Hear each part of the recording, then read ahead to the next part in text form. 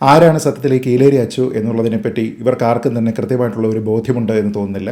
ഇദ്ദേഹം പറയുന്ന നിരവധി ബഡായികളുണ്ട്. അത് നമ്മൾ പലപ്പോഴും കേട്ടിട്ടുള്ള തരം ബഡായികളാണ്. ഇപ്പോൾ ഇന്ദ്രനെയും ചന്ദ്രനെയും പേടിക്കാത്ത, അല്ലെങ്കിൽ വടിവാളുകളുടെ ഇടയിൽ കൂടി നടന്നിരിക്കുന്ന, ആ ഡോറ് തുറന്ന് അദ്ദേഹം അങ്ങോട്ട് ചെല്ലുകയാണ്. ഹലോ ബ്ലഡി ഫൂൾസ് ക്രിമിനൽസ്, വരൂ നമുക്ക് സംസാരിക്കാം എന്നൊക്കെ പറഞ്ഞ് ഈ പ്രതിഷേധക്കാരുടെ അടുത്തേക്ക് വരികയാണ്. പക്ഷേ ആ പ്രതിഷേധക്കാർ അവിടെ നിന്ന് ആ സമയത്ത് തന്നെ സ്ഥലം കാലിയാക്കുകയാണ്. എല്ലാവർക്കും നമസ്കാരം. നമ്മുടെ സംസ്ഥാനത്തെ ഗവർണർ ശ്രീ ആരിഫ് മുഹമ്മദ് ഖാൻ കീലേരി അച്ചുവാണ് എന്ന രീതിയിലുള്ള ഒരു ആക്ഷേപം ഇപ്പോൾ വ്യാപകമായിട്ട് വരുന്നുണ്ട്. ഈ ആക്ഷേപം ആദ്യം ഉന്നയിച്ചത് ഒരു മാധ്യമപ്രവർത്തകനായിരുന്നുവെങ്കിൽ ഇപ്പോൾ അത് SFIയുടെ സംസ്ഥാന സെക്രട്ടറി ഏറ്റെടുത്തിട്ടുണ്ട്. അദ്ദേഹം ഇന്ന് ആരോപിച്ചു ഗവർണർ ഒരു കീലേരി അച്ചു മാത്രമാണ് എന്ന്.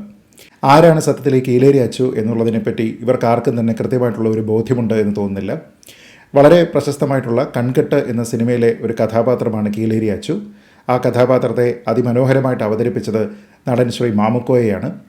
ഇപ്പോൾ ഈ കീലേരി അച്ചു എന്ന് പറയുമ്പോൾ ഒരു ഭീരുവായിട്ടുള്ള ഒരാളാണ്. അദ്ദേഹം ഒരു ഗുണ്ടയാണ്, ഒരു റൗഡിയാണ്, ഒരു സ്മോൾ ടൈം റൗഡി എന്നൊക്കെ പറയാവുന്നയാളാണ്. അയാൾക്ക് സ്വന്തം കഴിവൊന്നുമില്ല എന്ന് അയാൾക്ക് തന്നെ അറിയാം. അയാൾ മറ്റുള്ള ആൾക്കാരെ ഇങ്ങനെ ഭീഷണിപ്പെടുത്തി ബഡായി ഒക്കെ പറഞ്ഞാണ് ഇരിക്കുന്നത്. അപ്പോൾ ആ സിനിമ കണ്ടു കഴിഞ്ഞാൽ അതിൽ ഇദ്ദേഹം പറയുന്ന നിരവധി ബഡായികളുണ്ട്. അത് നമ്മൾ പലപ്പോഴും കേട്ടിട്ടുള്ള തരം ബഡായികളാണ്. ഇപ്പോൾ ഇന്ദ്രനെയും ചന്ദ്രനെയും പേടിക്കാത്ത, അല്ലെങ്കിൽ വടിവാളുകളുടെ ഇടയിൽ കൂടി നടന്നിരിക്കുന്ന, അതുമല്ല എങ്കിൽ പ്രത്യേക ആക്ഷൻ കാണിച്ചിരിക്കുന്ന, പ്രത്യേക ശബ്ദമുണ്ടാക്കിയിരിക്കുന്ന, അങ്ങനെയൊക്കെ ഞാൻ മറ്റുള്ള ആൾക്കാരെ ഭയപ്പെടുത്തിയിട്ടുണ്ട് എന്നൊക്കെ പറയുന്ന രീതിയിലുള്ള കുറച്ച് ബഡായികൾ മാത്രം പറയുന്ന ഒരു കഥാപാത്രമാണ് ഈ കീലേരി അച്ചു.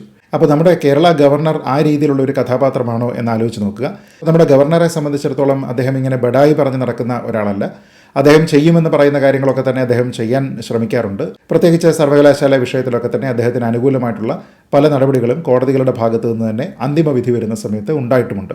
അപ്പോൾ അദ്ദേഹം ഒരിക്കലും ഇങ്ങനെ ബഡായി പറഞ്ഞ് മറ്റുള്ള ആൾക്കാരെ ഭീഷണിപ്പെടുത്തി നടക്കുന്ന രീതിയിലുള്ള ഒരു കഥാപാത്രമല്ല. തന്നെയുമല്ല, ഈ അടുത്ത സമയത്ത് അദ്ദേഹം പ്രദർശിപ്പിച്ച മറ്റൊരു സ്വഭാവ സവിശേഷത കൂടി നമ്മൾ കണ്ടതാണ്. ഇപ്പോൾ ഗവർണർ തന്നെ പറയുന്നത് പോലെ തിരുവനന്തപുരത്ത് ഇടതുപക്ഷക്കാരായിട്ടുള്ള ഒരു കൂട്ടം ചെറുപ്പക്കാർ അദ്ദേഹത്തിൻ്റെ വാഹനം തടഞ്ഞു, അദ്ദേഹത്തിൻ്റെ നേരെ കരിങ്കൊടി കാട്ടി, അദ്ദേഹത്തിൻ്റെ വാഹനത്തിൽ വന്ന് അടിക്കുകയും ഒക്കെ തന്നെ ചെയ്തു.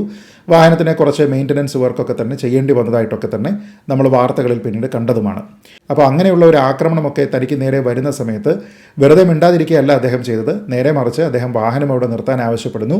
എന്നിട്ട് ആ ഡോറ് തുറന്ന് അദ്ദേഹം അങ്ങോട്ട് ചെല്ലുകയാണ്. എന്നിട്ട് ഹലോ ബ്ലഡി ഫൂൾസ് ക്രിമിനൽസ്, വരൂ നമുക്ക് സംസാരിക്കാം എന്നൊക്കെ പറഞ്ഞ് ഈ പ്രതിഷേധക്കാരുടെ അടുത്തേക്ക് വരികയാണ്. പക്ഷേ ആ പ്രതിഷേധക്കാർ അവിടെ നിന്ന് ആ സമയത്ത് തന്നെ സ്ഥലം കാലിയാക്കുകയാണ്. ഇതാണ് നമ്മൾ കണ്ടത്. അപ്പോൾ ഇതിന് സമാനമായിട്ടുള്ള ഒരു കഥാപാത്രം ഈ കൺകെട്ട് എന്ന സിനിമയിൽ തന്നെയുണ്ട്. ആ കഥാപാത്രത്തിൻ്റെ പേര് രാജു എന്നാണ്. അത് ചെയ്യുന്നത് നടൻ ജയറാമാണ്.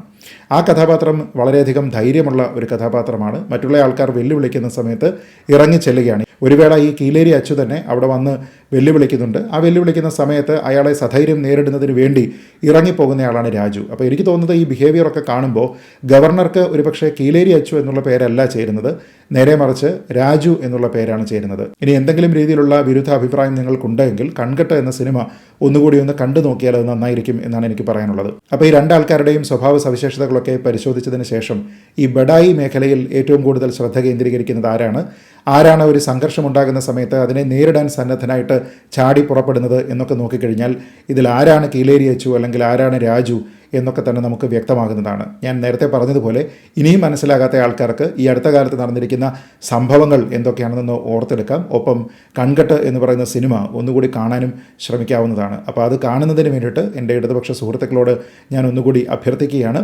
വീഡിയോ കണ്ട എല്ലാവർക്കും നന്ദി. ജയ് ഹിന്ദ്.